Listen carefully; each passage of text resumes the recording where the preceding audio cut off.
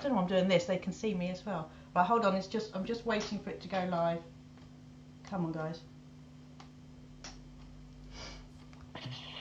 Okay, it's connecting to a live video. Hold on. We're live. We've got 3 people. I just want to write. I'm just checking we are live. Yeah, we definitely look live. Right.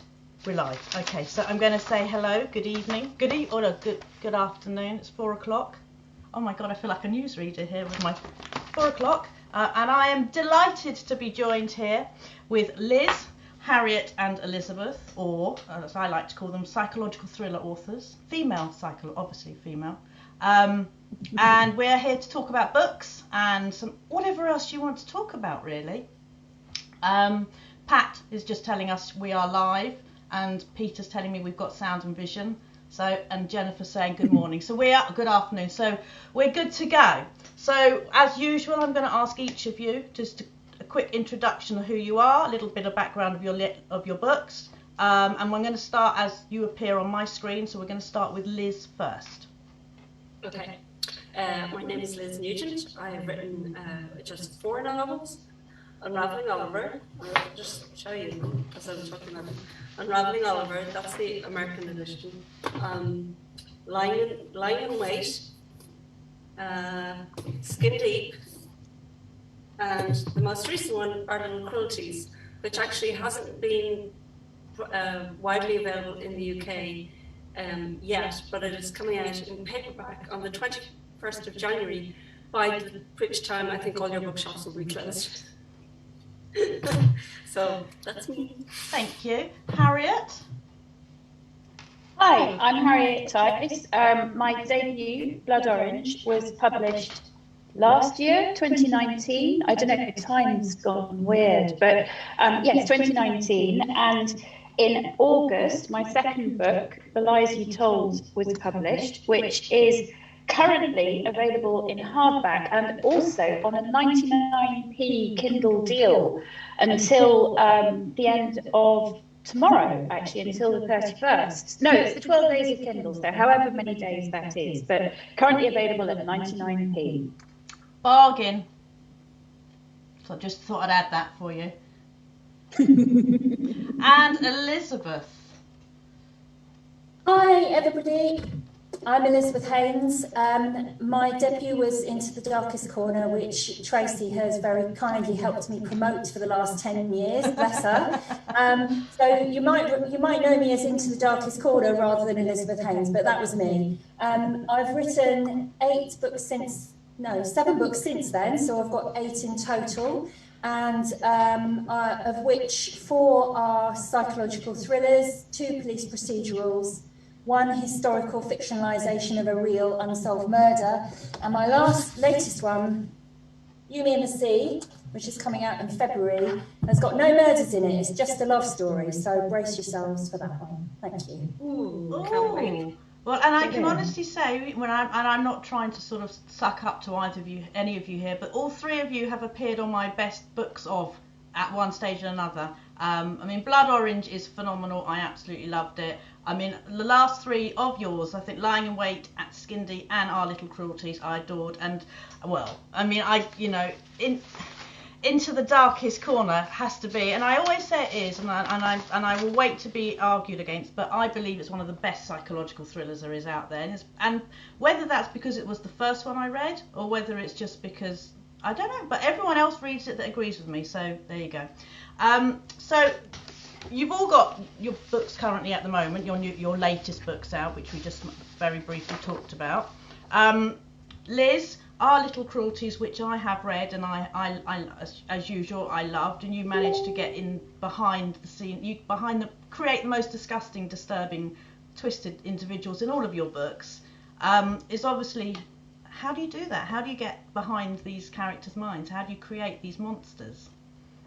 Well, it's funny because when I'm writing them, my books are all first-person narratives, so I'm telling the stories from their point of view.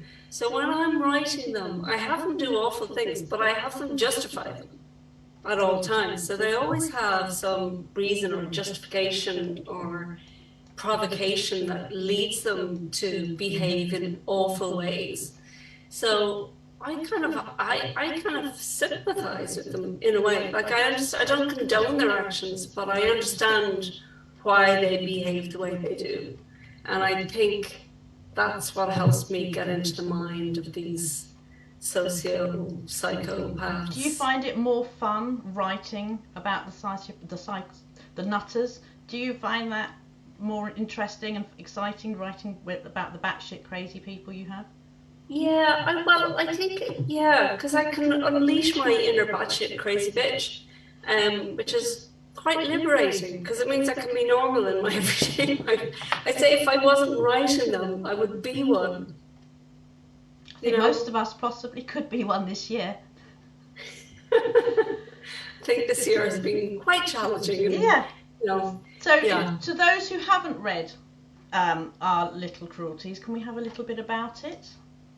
It opens with the funeral, and the first line is, all three Drum brothers were at the funeral, but one of us was in the coffin. And you know straight away from that narrator that he thinks he's got away with it, so that you know that one of these brothers is dead and one of them killed him.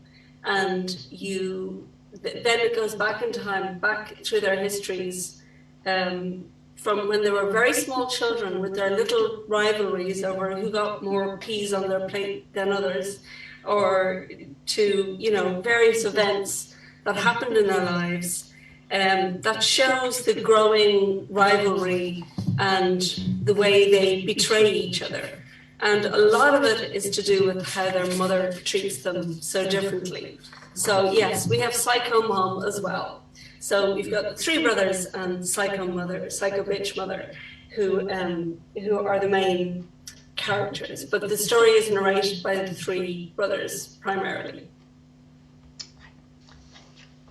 Harriet, you're kind of not a newbie, because you've got your second book out, but this is now obviously your second book is The Lies You Told, but you had phenomenal success with Blood Orange, which I absolutely adored and recommend all the time.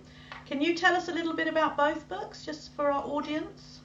Yes, well, Blood Orange is about a criminal barrister whose professional life is going very well. She's just got her first murder case, but her personal life is really collapsing down the skids.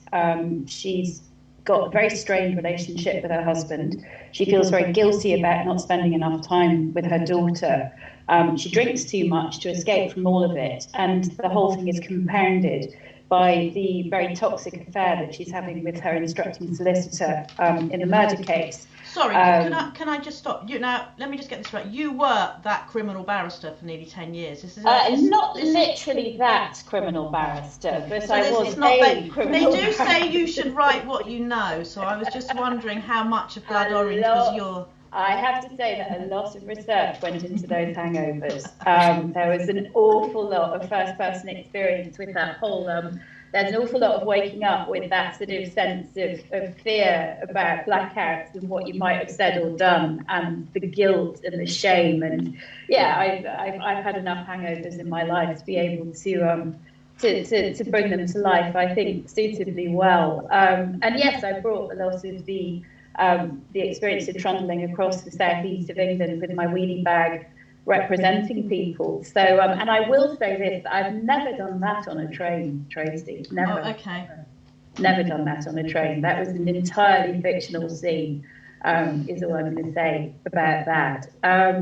And Lies You Told is also about a barrister, because I do stick to writing once I know a bit more than I should. But this is more based on my experiences dealing with schoolgate politics and having got to the end of primary school with both of my children. This one is about a woman who has returned to London with her daughter very unexpectedly from the States. and she has to send her daughter to the school that she herself went to, and it is a prestigious prep school in North London, and basically all the other mothers are complete bitches, and it's about as toxic as you can get. And I had a huge amount of fun writing it because it was deeply cathartic. Though, of course, no character is based on anyone I've ever met or know, and the entire thing is a figment of my very overactive imagination. Glad you added that bit as a disclaimer. Now, Elizabeth, you've written some incredible books, and the genres you write in are also different, which is quite surprising, really. Especially, I'm very lucky to have a publisher who sort of allows me that the freedom to kind of experiment, really. But it's more of a case of, I think you start writing the story and then you get to the end of the first draft and you think, hang on a minute, I've forgotten to put a murder in, therefore this one must be a love story. And it wasn't quite like that, no. But I don't really know what the genre is ever. I find it really hard to define what they are, but I have been lucky enough to be able to, you know, bend the rules a little bit, I think. I was thinking the other day that, you know, spaceships are very underrepresented in crime fiction, and what it would be like to have a spaceship with a detective story on it. So you never know. I think my publisher might watch this later and have palpitations at me saying that, but, you know, who knows? But yes, I have kind of switched genres a couple of times now. Can we just go back to your first book? Obviously, we touched on the fact that you were a police intelligence analyst in Kent for a long time. Yes. And in 2011, you released Into the Darkest Corner. How difficult was it to get that book published? How long did it take you? I had a really kind of different journey to publication. I think everybody's journey to publication is really different, but mine was a bit weird in the sense that I never really properly submitted it anywhere. What happened was I'd written Into the Darkest Corner as part of National Novel Writing Month, which I still do every year. It's the only way I know how to write is in November. And that was the first time I'd done it where I had a beginning, middle and an end. And I had no idea how to go about editing or what to do with it. So I sent it to a brilliant creative writing tutor who'd done a weekend course that I'd been on a couple of years before, Greg Moss, who is just a phenomenal editor and writer too. And I speculatively sent him this book and said, look, I've no idea what I need to do to edit it. Can you give me any advice? And he sent it to my publisher. He sent me an email saying, I've sent it to a publishing colleague for a second opinion. And they contacted me and said, well, eventually there was a lot of the editorial suggestion, and I thought they were just giving me editorial suggestions out of the goodness of their heart. I didn't realise they were thinking of actually publishing it, you know. And they did.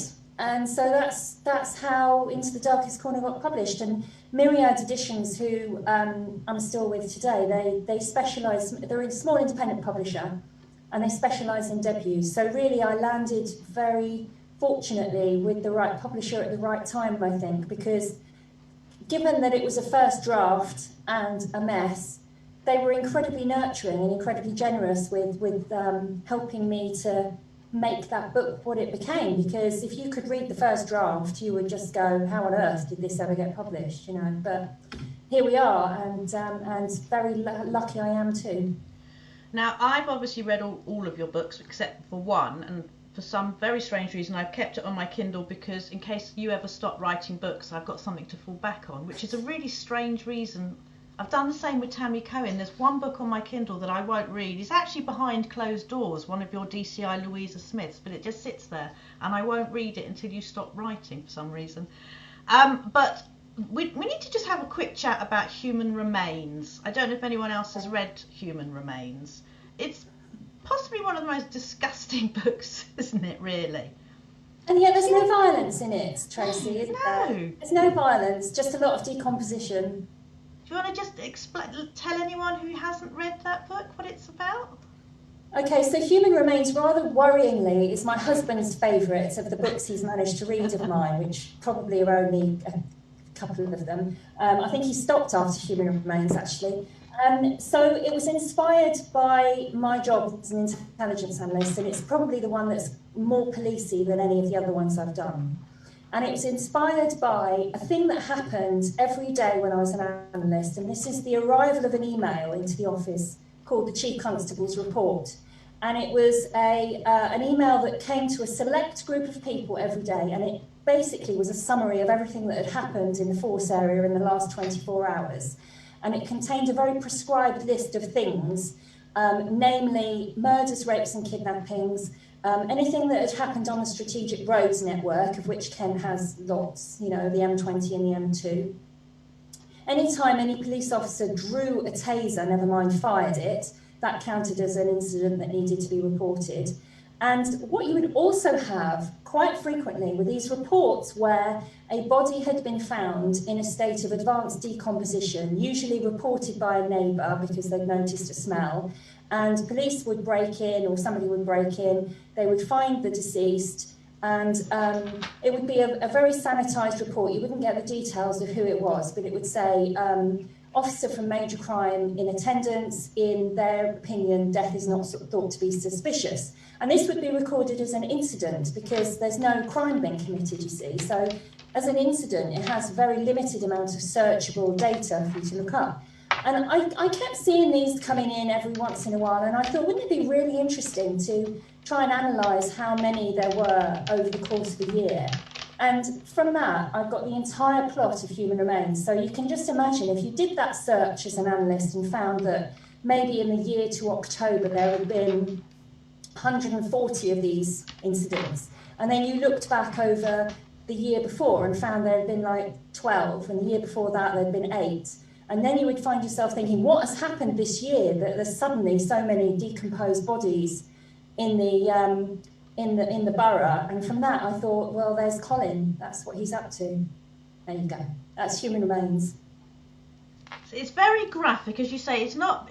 I think the problem is the reader has to use their own imagination, which probably sometimes is worse than actually reading it. But it's a fabulous book, and it's probably not really talked about much. So I wonder why. Is it? Well, no, do you know what? I'm going to start recommending it to people. Thank you. That's okay. Now, Alison's just asking a question. She just wants to know, do any of you ever get angry or frustrated with your characters? Liz? Yeah, sometimes a character refuses to cooperate, refuses, I'm finding it like I'm forcing them to do something, and they are not cooperating, and it's impossible to write, and usually that's because I haven't listened to the character that I've written, and I have to go back and read everything that they've said so far and everything that they've expressed, so far about themselves and about the world. And I find usually that the reason why it's not working is because it's not consistent with how they've been before. And therefore I have to go back and find a different way for that particular incident to happen. It's hard to explain, but there's two options. There's the right thing to do and there's the wrong thing to do.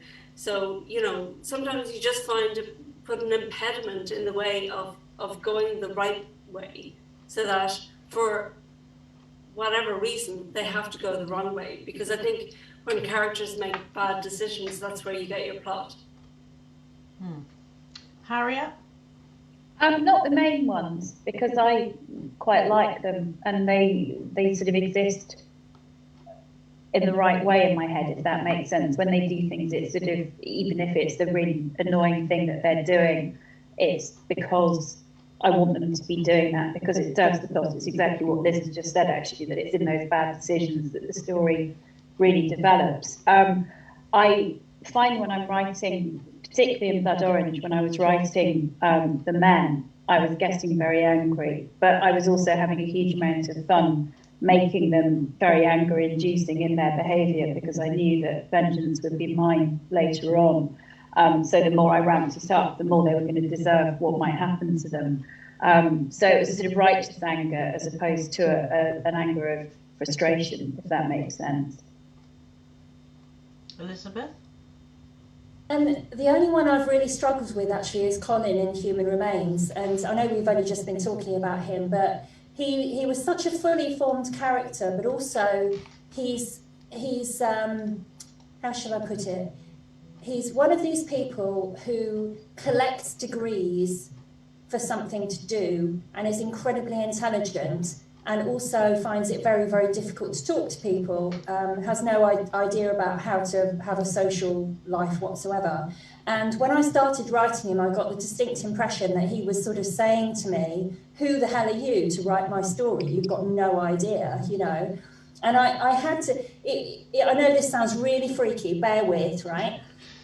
He kept throwing really inappropriate behaviour at me, and I could almost hear him saying, well, you're not going to write about that, so I'm just going to do this and see what happens. And I just wrote it all down. So I think you know what I mean when I say challenging behaviour. He does some really inappropriate things that are really quite disgusting. And I wrote them because eventually he was then, I guess, sort of grudging respect for me, this imaginary human that I've created in my head. But at that point, I felt, well, I know who you are now, and he just sort of gave up trying to be challenging and let me tell his story. That sounds really weird, doesn't it? But, Yeah, well, we're going to go on to some of your other research shortly, but Sandra has just checked, and Human Remains is actually in her library, and she's just reserved it, and she's going to go and get it. So there you go. Good luck. Thank you. And I'm really sorry about Colin. Obviously, being an author, one of the most important things is reading other people's books. You're obviously all big readers as well. So what are you reading at the moment, and what is your favourite book of the year so far? Bear in mind you've only got one day left to finish another book. Liz? At the moment, I am reading No Escape by Arlene Hunt, and it's about Dublin gangland criminals. And it's the first of hers I've read, I'm ashamed to say, because she's been around a while. But it's very, very good. It's really getting into that underworld, the gangland world. But I think the best book I've read this year is not a crime novel. It's called Sing Unburied Sing by Jesmyn Ward, a Black American writer, about this family, like some of whom are ghosts. It sounds crazy, but it's one of the finest. It came out, I think, in 2017, but I think it's one of the finest books I've read in a long time, and I'm surprised. It did win a National Book Award in America, but I'm surprised it wasn't up for Pulitzers or Bookers or something bigger, you know, because it's an extraordinary read. So that would be my book of the year. Thank you. And my favourite crime novel of the year will be a toss-up between Jane Casey's The Cutting Place. I'm looking at my bookshelves. Cutting Place, and Catherine Ryan Howard's The Nothing Man, which were both terrifically brilliant and very different. Yes, lovely. Thank you. Harriet? At the moment, I'm actually currently reading The Honourable Schoolboy by John le Carré, so I've gone sort of back old school. Post his death, I thought, you know what, revisit, and I haven't read it for about 20-25 years, and I'm really enjoying it. I think I found it quite complicated the first time around, but this time maybe I'm just better at paying attention, or I've seen the film of the Tinker Tailor and it's all sort of come together a bit better. But I actually think that my favourite crime novel of the year is Nikki French, House of Correction, which I read just a few days ago, and I just thought it was bloody brilliant. It was absolutely bloody brilliant. She takes over her own defence. She sacks a solicitor, she's up on a murder charge, and she is a tricky, feisty, rude, difficult and thoroughly engaging character, and the way that she takes over the management of her trial, and she handles the cross-examination of the prosecution witnesses is absolutely brilliant. Actually, there's a bit where she's dealing with someone who says that she's definitely heard something, and very, very neatly demonstrates that this witness is actually deaf, and it is so cleverly done, and it's just it was a joy to read. It was just, I loved it. So that, I think, I mean, there are too many books really to say that is the book of the year per se, but I did really enjoy it. Lovely, thank you. Elizabeth? I've just finished reading Barbara Copperthwaite's new one, The Girl in the Missing Poster, which was really, really good. I can highly recommend that. That's coming out next year, early next year, I think. And last night I read the first chapter of C.L. Taylor's new one, Her Last Holiday, and the end of that first chapter is like got a real ooh moment, so I'll be heading back to that later. I read in the bath, it's the only place I get any peace, so I have to be sort of having a nice long 2-hour soak in the bath to be able to get into things. Have you ever dropped a book in the bath?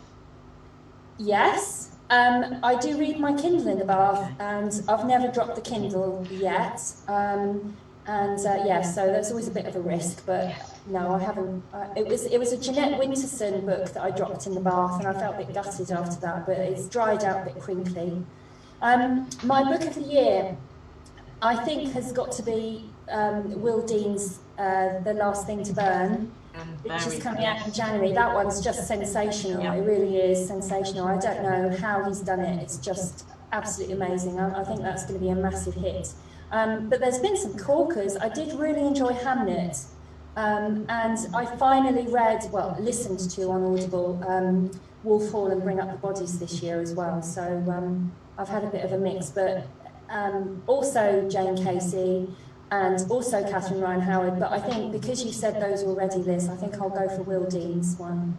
Will Dean, I agree. Good choice. Good choice. Right, a couple more questions from the TBC people here. Anne French. Now, we talked about this before we went live, and that was reviews. Do you read reviews of your books? And what do you think would justify a 1-star review for any novel, not just yours? And we'll start with Liz. I only kind of read reviews once every so often. I'm not, in the beginning I used to check them every day, and then I became so discouraged because the only ones I ever remembered are the 1-star reviews. You don't remember the praise, you just remember the horrible things that people say. And so I rarely check them now. Maybe once every 2 or 3 months, I'll check the reviews, and they just make you feel terrible. But I think, I don't know, people are entitled to their opinions, and I think if somebody has written a 1-star review of your book and they didn't like it, as long as they can back it up with a reasonable argument, well, then that person's opinion is just as valid as the person who's given you a 5-star review. So if you believe all your 5-star reviews, then you should believe your 1-star reviews as well. Ooh. I have never left a 1-star review. I just wouldn't review. I wouldn't. I just personally, there's no point. Harriet, reviews are not your favourite subject at the moment. I try not to. I mean, at the beginning, obviously I was obsessed, but I had to move away from it. And, because, Blood Orange in particular did seem to go a little bit mad last year, that there were quite a lot and I couldn't really keep up with. And when I did look, you'd sort of have a 5-star, this is the best book I've ever read, to 1-star, I absolutely hate everybody and I just want to thump her. And you sort of go, it's least predictable twist or most predictable twist. And I think that you have to sort of step back and think the whole thing is subjective. And I remind myself that I hate books that friends of mine love and vice versa, and that everything is about people's opinions, which are all entirely valid. I think that it's the old thing, isn't it? That if you've got a bad review, it's probably kinder not to tag the author into it, because to have it, it happens on Instagram more than it doesn't happen on Twitter, actually. but on Instagram people tag you in, and I don't think they quite realise. It's like they think maybe you've got a social media manager, but actually it's just me in the bath looking, going, oh, there's a notification. They okay, right, they really didn't like that. Okay, that's fine. Then I'll just, go back underwater and stay there. And that's when it's hard. But I hope that one gets better at tuning it out. I mean, I've not been doing this for very long, so I haven't necessarily got the practice, and my skin hasn't got as thick as I hope it might if I get to 4 or 5 or 6 books. But I have a feeling that someone being very cutting about something I've worked on will always hurt, regardless of whatever level of success I might achieve. Absolutely. Elizabeth? I read them all. I still do, although not on Goodreads, because I find that particularly vitriolic. I think I read all the Amazon reviews, and I don't know if this works for everybody, but there was a point, and I can't even remember where it was, but there was a point where it stopped hurting. It really did just magically stop hurting, the 1-star reviews, and they did really hurt at first, really, really hurt. And now, I read them all because I'm grateful for all of them, the 1-star reviews as well as the 5-star reviews, because if somebody's taken the time to write one, then I think the least I should do is kind of read it. In the sense that now it doesn't hurt. Actually, the 1-star reviews, as Liz said, if they've taken the time, so you get some that are like 8 paragraphs long and they're 1-star reviews, and they're the ones to really take note of, because I've changed the way I write because of things people have written in reviews, and I think it's made my writing better in quite specific ways. But I will also say that, it becomes very, very easy to tune out the ones where they say, well, for a start you get, this book arrived with a damaged cover, 1-star review, whatever. But also the ones where I say, I hated it, this was chosen for my book club, and it was the worst book I've ever read, and I'm never going to read anything by Elizabeth Haynes again. By now, I'm at the point now, well, fair enough, life's too short, read something brilliant instead. That was fine by me. So you do get to a point where it really doesn't hurt anymore.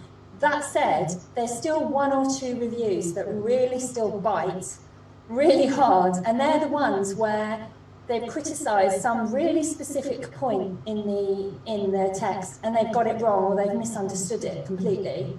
And I don't know about anyone else, but my one rule of life is never reply to an Amazon review, never respond, or never try and find the person on Twitter and hunt them down and correct them, because that's just not done. But there have been a couple where somebody has written sort of several paragraphs about how I've got something really, really wrong.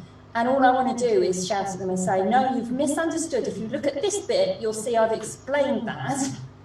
And thanks for your 1-star review. But this is where you have to rely on other readers, and I love those people that do it, the other readers that then respond to those 1-star reviews and say, no, this isn't fair or right or whatever. So thank you to those people, whoever you are, for replying on my behalf. But yeah, so I read them all still because I think they're important to read. It's interesting because obviously I'm a blogger and I run the book club, and people contact me through my blog. They email me, and some very, very confused person emailed me last month to complain about the dilemma, which was B.A. Paris's, as if I had written it, telling me it was such a waste of time, why did I write it, and she really didn't enjoy it, and the fact it was based in Southampton, and there was no beach, there's no beach in Southampton, and she felt that she should just tell me what a dreadful book it was.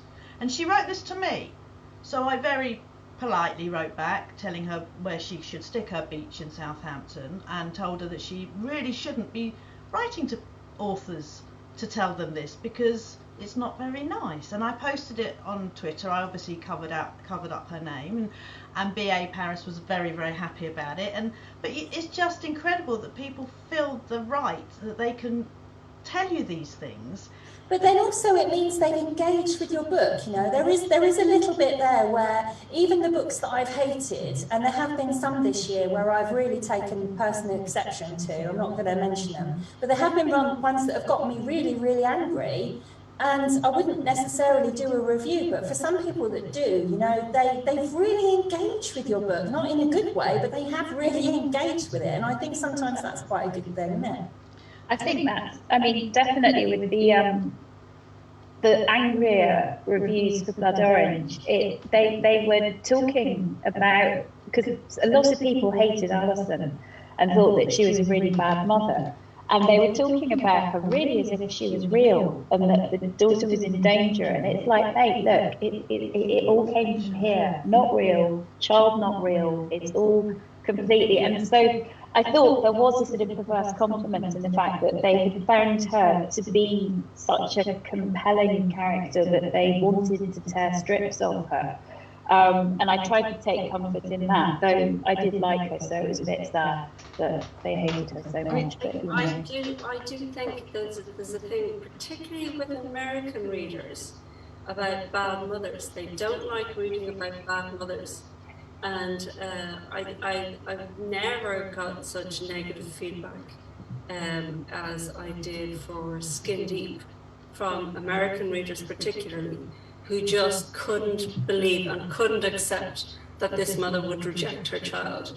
Like, they just had such an issue with it. And I was kind of thinking about it, and I was thinking, when was the last time there was a big American novel about a mother who rejects her child? And it was We Need to Talk About Kevin, which is probably 20 years ago. And this year, The Push by Ashley Audrain, is that her name? It's fantastic. It really reminded me of Kevin. That reminded me so much of Kevin. Yeah. It's taken 20 years for another book to break through about a mother who rejects their child. And like Skin Deep, which is very much about a terrible mother, that they didn't even publish that in America because they thought that the kickback would be too much.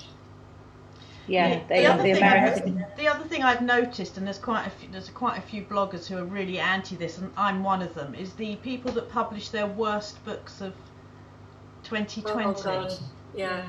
I just don't actually understand the logic behind it, why you would feel the need to share the books that you really didn't enjoy, because surely everyone's reading the same book and has a different journey.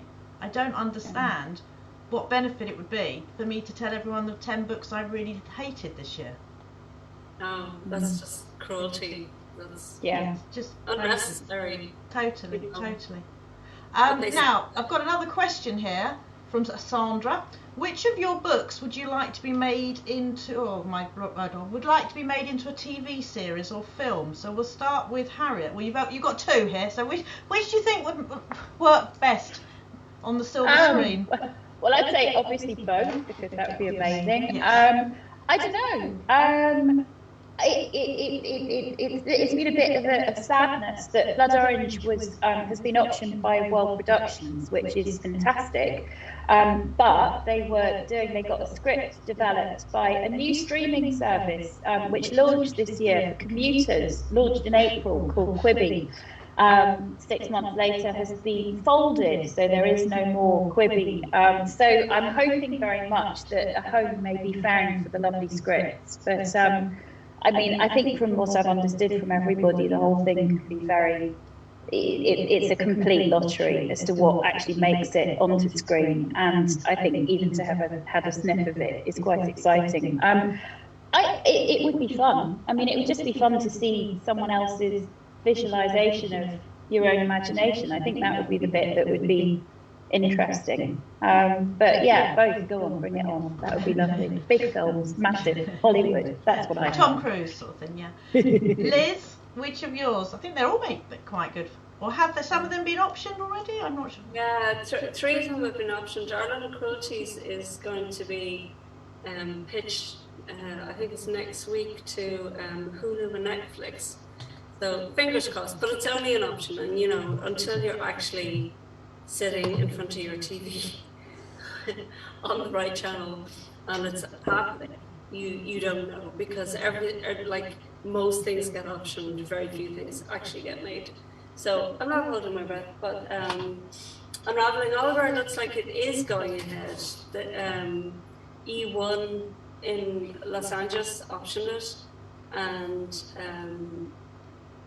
Doug Lyman, who produced the Bourne Supremacy films, he's lined up as a producer, and one of the Ozark writers has written the screenplay.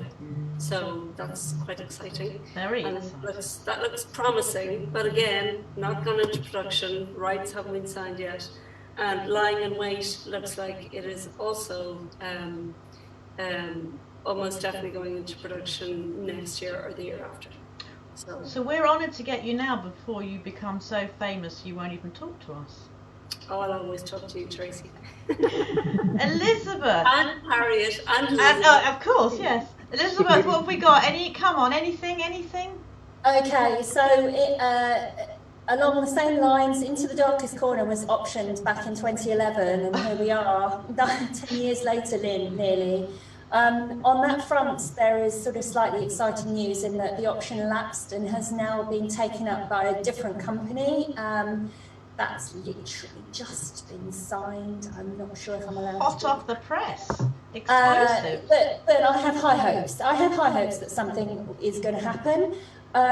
There's also potential for another one, but that's too early to talk about. And in terms of which one I would like to be filmed, I would really, really love The Murder of Harriet Monckton to be filmed, which was my last one.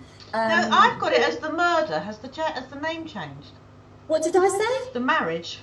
Oh, God. Was that the sequel? Was that the prequel? We murdered the marriage. Yeah. The Murder of Harriet Monckton. Romance. That's what's happened. I've transitioned completely to romance. No, The Murder of Harriet Monckton. Oh my goodness. Because it's based on a true story. It's based on an unsolved murder from 1843, and Harriet's story, to my knowledge, was pretty much never told until I found her in the archives and thought the world needs to hear about this poor woman and what happened to her.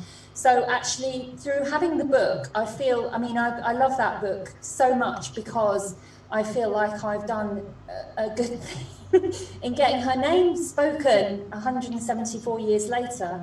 But to actually have it filmed would be awesome. That would really be brilliant. So nobody has sniffed around an option of that one yet. So that would be really nice if anyone's watching this. To those who haven't read the Marriage/Murder of Harriet Monckton, I have to just give you a little bit of background here. Is that one day I got some beautiful book post and this stunning parcel, and I open it up and I see Elizabeth Haynes has got and she sent it to me and she said, I want you to be one of the first to read it. And I was so excited, I was sort of wetting myself and running around screaming. And then I saw it was historical fiction and I thought, shit, this is really, why is she writing a historical fiction? I was like, not sure. But read it, blown away by the story. But then I went on to read the note, what do you call it, the author's note or whatever afterwards, that actually explained how this book came about. And I think I burst out crying. It was so emotional and so moving. So if you just want to explain to people how this book was born and how you found out about it and what you then did to Harriet, then I think that's lovely. Okay, so very briefly, I found myself in the National Archives in Kew researching randomly Victorian coroner's inquests for a different idea I had, a fictional idea. And I came across, all I did was Google Victorian coroner's inquest, and it led me to these documents in the National Archives.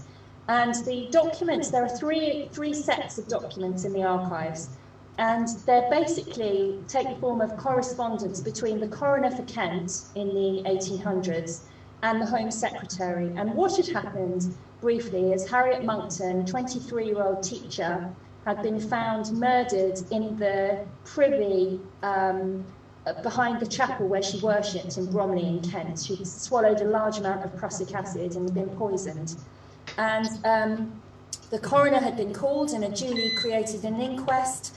And at the end of interviewing all the witnesses, he adjourned the inquest, because the coroner had got a fixed idea in his head of who he thought had done this murder, and the police, such as they were in 1843, had a different suspect. And the inquest was adjourned to allow for further investigation to take place. Anyway, 3 years later, the foreman of the jury wrote to the Home Secretary and said, look, 3 years have gone past, we've still not got a verdict in this inquest. So the Home Secretary asked the coroner to send through details of the case and what have you. And effectively, this is the document that's in the archives. And if it hadn't been for that delay in that correspondence, there would be nothing about Harriet now. You know, it's the record of what happened at the inquest. And when I was reading this document, I was thinking, this is just incredible, because there were so many suspects, there were so many reasons why somebody would have wanted Harriet dead, for this respectable young woman. And to summarise basically what happened, they resurrected the inquest, they called all the same witnesses, said all the same things, and then the verdict of murder by persons unknown was announced. And that was it, basically. There's literally nothing else about Harriet after that. Nobody was ever arrested for it, and the two suspects that the coroner and the police had went on to live long and happy lives, apparently, because I've traced their family trees and found them they died at 77 and 56 many years later. And I just thought what a tremendous injustice it was that nobody had ever found what had happened to this poor young woman, and that whoever had done this thing had entirely got away with it. And nobody else seemed to have written about her. I mean, I've read a lot of Victorian true crime. I think it's fascinating. I think a lot of people do. And I've never seen Harriet's name in any of these anthologies. So I just thought, well, I'm going to... What I wanted was someone else to write it so I could find out what happened. But failing that, I thought I'd better do it myself and justify all the expense of going to Kew and looking at these documents. So I turned my hand to writing historical fiction, and I fictionalised it because I wanted there to be a result, you know, because I thought if I do it as a narrative non-fiction, then the reader is going to wonder what happened to Harriet the same as I did. So to fictionalise it and to get out there and say this is who I think did it allowed for some sort of justice for her. That was my thought. Was she pregnant in real life?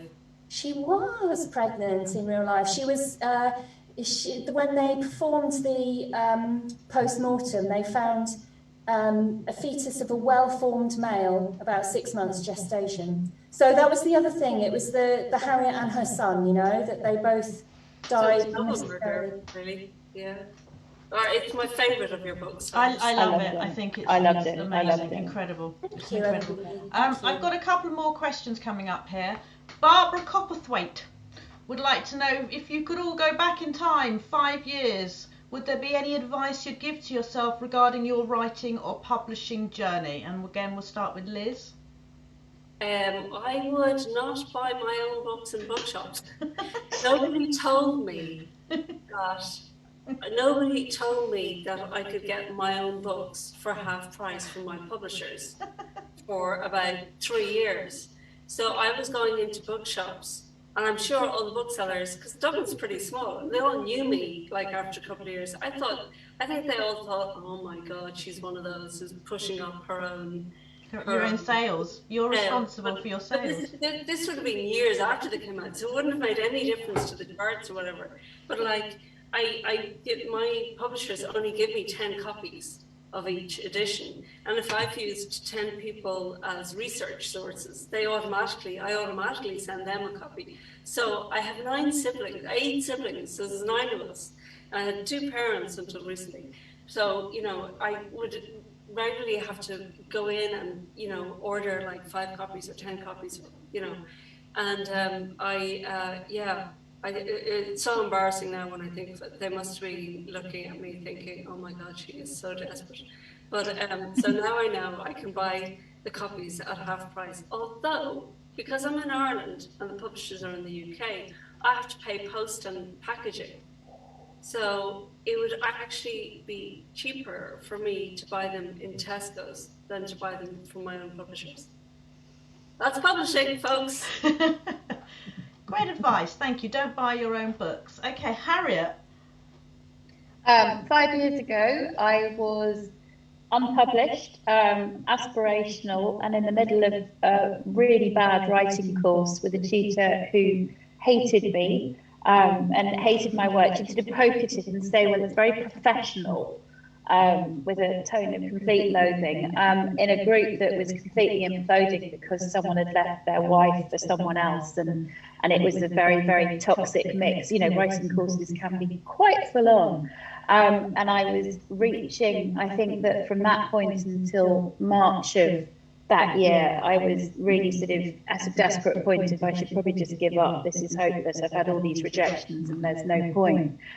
Which is before I found the course at UEA, the crime fiction MA, which is what I signed up on, and that's when I wrote Blood Orange and everything kind of came right. So I was about to hit pretty much rock bottom 5 years ago and just thinking this is just give it up. So I would go back and say, chill, you're all right, just keep going. It's going to be okay. Just, you know, just ignore the horrible tutor. The wheel will turn, and there's going to come a moment when you get your revenge. Don't worry about that, dear. It'll be fine. That's what I'd say. Elizabeth, what advice could you give yourself? Mine's a little bit similar to Liz's, actually, in the sense of things that people never actually tell you. And mine is, if I could go back further than 5 years, because I discovered this 5 years ago, go back 10 years, if that's okay. Nobody told me that ALCS, the Authors Licensing and Collection Society, is different to PLR. So for 5 years, none of my books were earning public lending rights. And I discovered this after 5 years and had missed out on 5 years worth of PLR money, which actually is probably quite a lot, really, on all the books that I've written. So yeah, if you're an author and you're newly published or you're about to be published, just sign up for PLR as soon as you can. And every subsequent book, every subsequent ISBN number, sign up for PLR because it's worth having. Good advice. How long, Karen McKinley wants to know, does it take for you to write a first draft of a novel, Liz? First draft, probably about 10 months, 10 to 12 months. I'm slow. Okay. Harriet, how long did Blood Orange take, the first draft? Well, Blood Orange took 14 months, but I wrote that through the MA, so I was stopping, having critiques done on each chunk of 10,000 words, editing and then moving forward. So it wasn't like the production of a full first draft in one go. I wrote Lies in about 8 months, I think. I think, yeah, 6 to 8 months is what I think if I don't stop, I can do something in, if that makes sense. But we'll see. I mean, it's early days yet, really, so ask me in 5 years. Elizabeth? First drafts, about 6 to 8 weeks, if I'm firing up at them. But they are... Liz is looking in shock and admiration. Yeah, but I think other people's first drafts are different to my first drafts in that my first drafts are... I don't stop and edit as I go along at all. I just keep going. Because I write for NaNoWriMo in November, you see. So the first 50,000 words is done in 30 days. And if I manage to carry on into December, which these days I don't often, you know, usually I go back to it in January and then finish it off. But that said, the editing process will then take at least a year. So I won't have anything ready, even vaguely ready to be seen by a respectable person for a good year. So probably it sort of evens itself out, I would have thought. So, but yeah, quickly, and then the editing starts. Vicky's asked a question. This isn't... Elizabeth, you kind of answered this previously, but do you only read books in your own genres? And if not, what do you read? And would you ever consider writing a book in a different genre? So we know Elizabeth's written in every genre. Liz, would you consider, I don't know... I'd love to write comedy noir. When I wrote, when I'm talking about, you know, writing your first draft in you know, 10 months, whatever. I spent the 10 months writing Lying in Wait as a comedy. It was my second novel. And it was sort of comedy noir, and I thought it was pretty hilarious. And I sent it to my publisher, and she was kind of horrified because she was like, no, you're a crime novelist? Where's all the darkness? Why is all this stuff funny? And so she sent me back to the drawing board, and 70% of that book was a rewrite. And I had to do it in about 4 months. And it was the scariest thing ever. So I had to take out all of the funny and add in all of the darkness. And I am not allowed, unlike Elizabeth, to step outside of the genre yet. But I've just brokered a new deal. So I'm hoping they will let me have a little bit more freedom in the types of things I want to write. I did write a comedy play this year, it's still this year. That was supposed to go on in September of next year, but I just wonder if theatres will still be open because they've taken such a knock with the shutdown. I don't think this was to be a 1,000-seater theatre in Dublin. I doubt very much that it may not survive the pandemic. So I don't know what to do with it, and it would be quite an expensive production to put on. So I think people are really going to be looking for one-man plays with no props.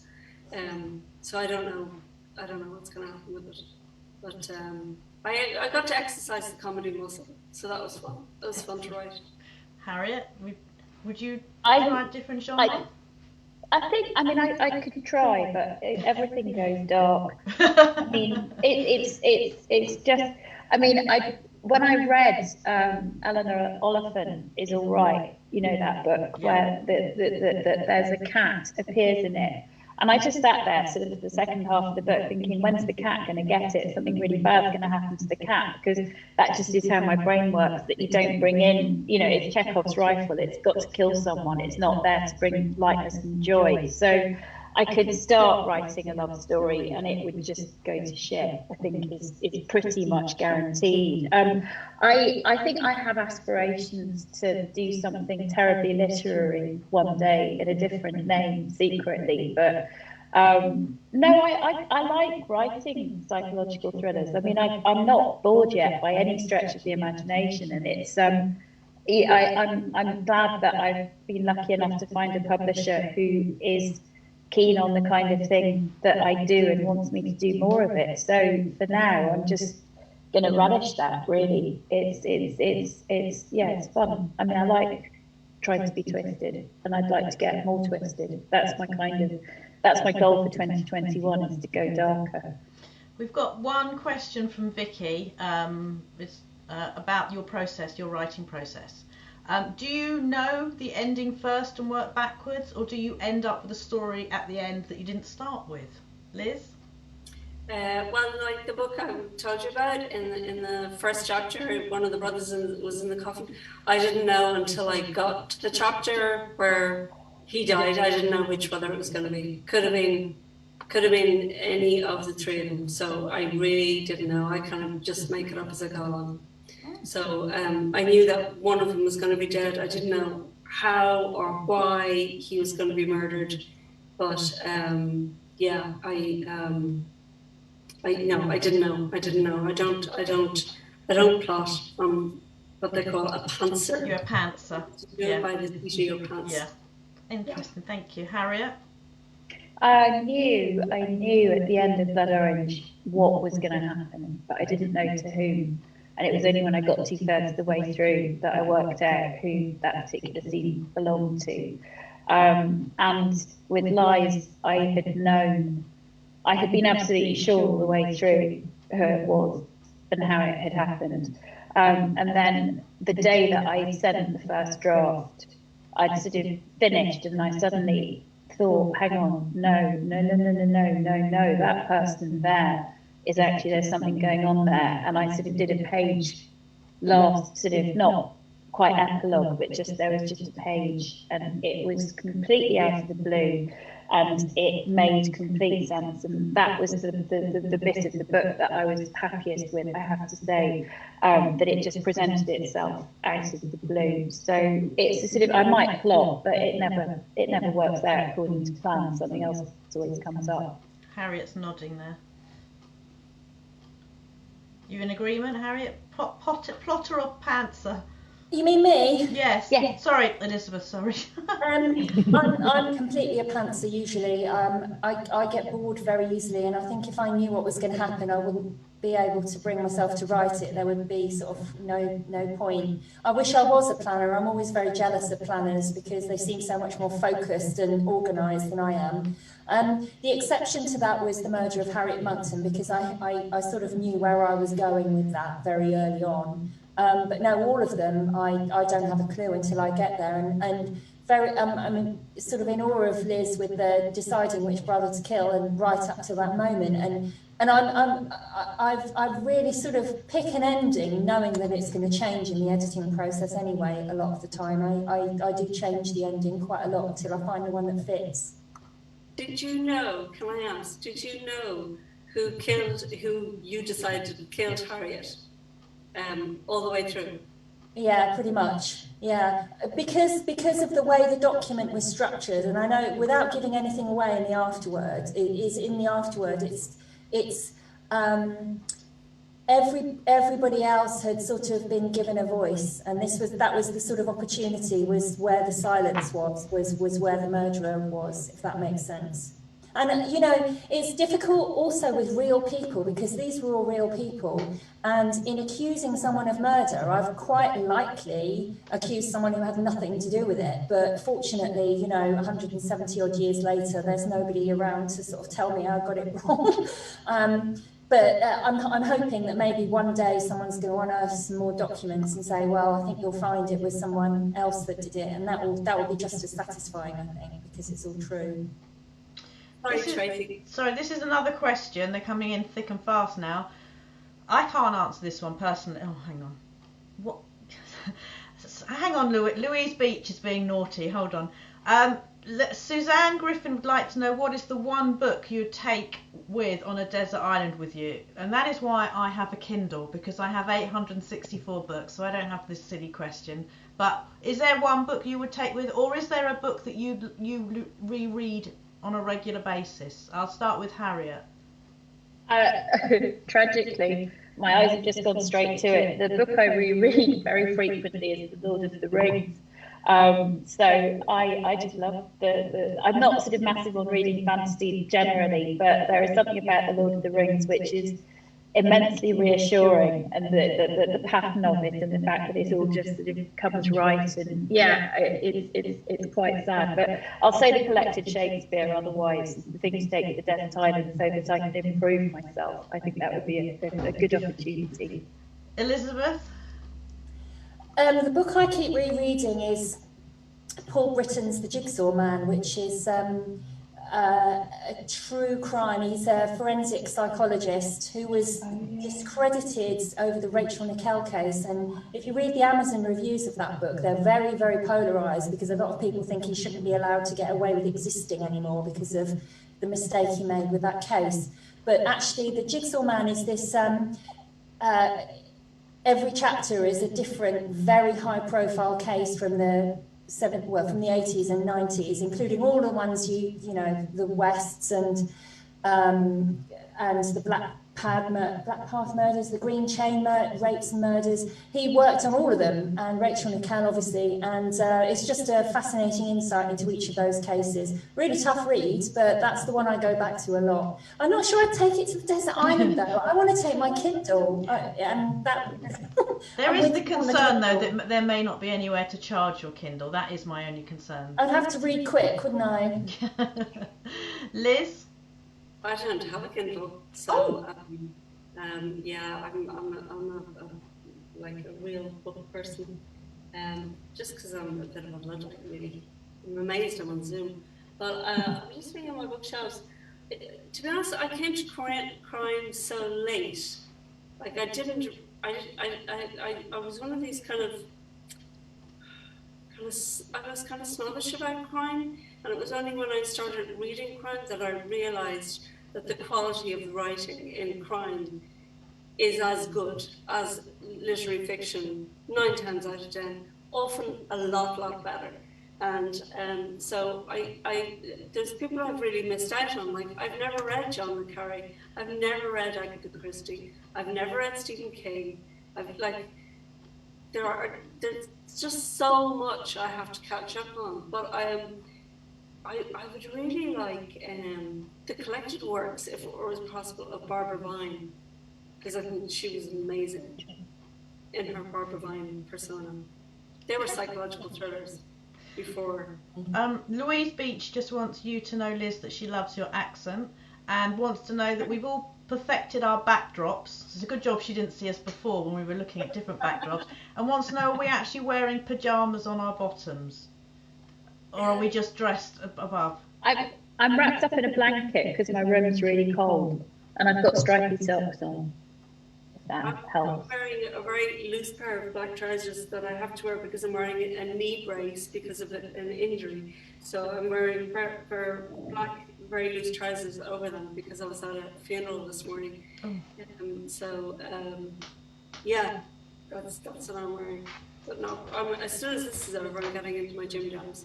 Yes, I've got I do have gym jams on underneath my top and furry socks as well because it's bloody freezing in this office. Right, just very quickly we'll finish off. I want to say thank you, but what are your plans for 2021? Books, events, leaving the house, getting vaccinated? Liz? That would be nice. Yeah, all of the above. I'd love to see everybody at Harriet. I need to stop smoking. I just think it's the stupidest thing. Like, I'm a smart person, and to smoke is just so stupid. I can't believe I still do it. So actually the book I'm reading at the moment is The Easy Way to Stop Smoking by Alan Carr. That's what I'm reading right at the moment. But more festivals, more live events to actually see people in person, meeting readers and other writers and booksellers, and getting out there, dinner in a restaurant, cocktails in a cocktail bar, just normal, a sun holiday in an exotic location. It doesn't even have to be that exotic, just like Southern Europe somewhere, but yeah, all of those. Fingers crossed. Harriet, plans for 2021 or anything? New Year's resolutions or? I've got a deadline for the end of February for my next book, so I need to get on and write it. It's very well progressed. It's in really good shape. It's not very much, anyway, yeah, we're getting there. Just in case your publisher is watching. I would like to hope not, but yes. There's not going to be much else to do January, February, I don't think. But if the kids are at home, there needs to be more of a food production front, but we'll just see what happens with that. But yeah, for the first part, get on and write. I know, New Year's resolution, I think it's just to try and get out of the house every day, which I'm not being very good at, because it's just, you go out and there's all these people and it makes you cross. And when I stay at home, I don't see people, so I don't get cross, because, they're not wearing a mask. Why is there three of them? It's bringing out my sort of inner Stasi, and I hate it, because actually I'd quite like to be able to go for a walk and not care about how other people are behaving, and I sort of walk around like this prefect, and I don't think it's very good for... So yeah, to leave the house every day and not to get cross with other people, but learn how to live and let live, and just to become a tolerant and nice person instead of swearing behind my mask all the time. That would be a good resolution. And yeah, Harrogate and going to the pub and not sitting under a tree on a tree stump in a park where you're about to be told to leave, but actually to sit in somebody's house. I'd like to sit in someone's house on their sofa with my feet up and having a third bottle of wine. That would be really nice, just even it doesn't even need to be the third, just one glass of wine with someone else in their house. But we can dream, and the vaccine is a marvellous thing, so hopefully that will move us forward at some point. Absolutely. And Elizabeth?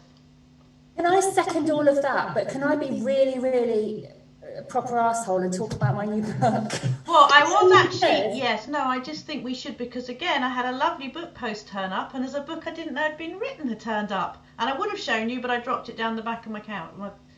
You, Me and the Sea by Elizabeth Haynes, which will be out next year. Marion, now funny enough, talking of Marion Keyes, which we were before. Immersive and effective, affecting utter bliss. Oh, that sounds lovely. I love Marion so much. She's so kind. The only reason I really want to just mention this, and I'm sorry to be there. That's what you're here for. Go for it. Because I'm having a virtual launch on the 18th of February, and it's being hosted by Gerald in Norwich. And if anyone wants a signed copy a week earlier than publication, if they sign up to that virtual event, I'm going to be signing as many copies as anyone wants. So you can have a copy a whole week early and signed and presumably dedicated if I know it's you. So that was kind of, I didn't want to forget to say that, because otherwise nobody's going to know and I'm going to be there on my own. Well, you'll send me the details later, and when I upload this onto my blog, I will put those details down. Thank you very much. Can you just tell us what it's about, You, Me and the Sea, very quickly? Or? Oh, very quickly. I started trying to write a dark murder set on an isolated Scottish island with a nice phallic lighthouse and lots of puffins, and these two characters who were sort of unlikely thrown together, and there was going to be a body buried on the island.